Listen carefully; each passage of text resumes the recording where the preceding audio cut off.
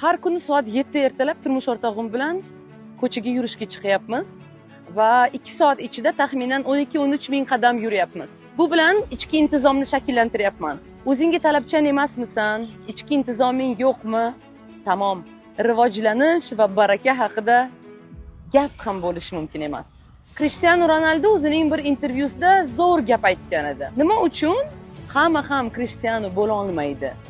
Chunki Cristiano Ronaldo bo'lish uchun insonning ichida kuchli intizom, ya'ni disiplinasi bo'lishi kerak degandi u. Intizom bor joyda o'sish ham, g'alaba ham bo'ladi.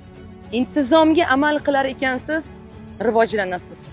Intizomingiz bor ekan, hayotingizga boylik, baraka kirib keladi. Qachonki siz o'zingiz bilan kelisha olgan holatda o'zingizni tartibga chaqirishni o'rgansangiz, bu hayotning mutlaqo boshqa pog'onasiga ko'tarilasiz.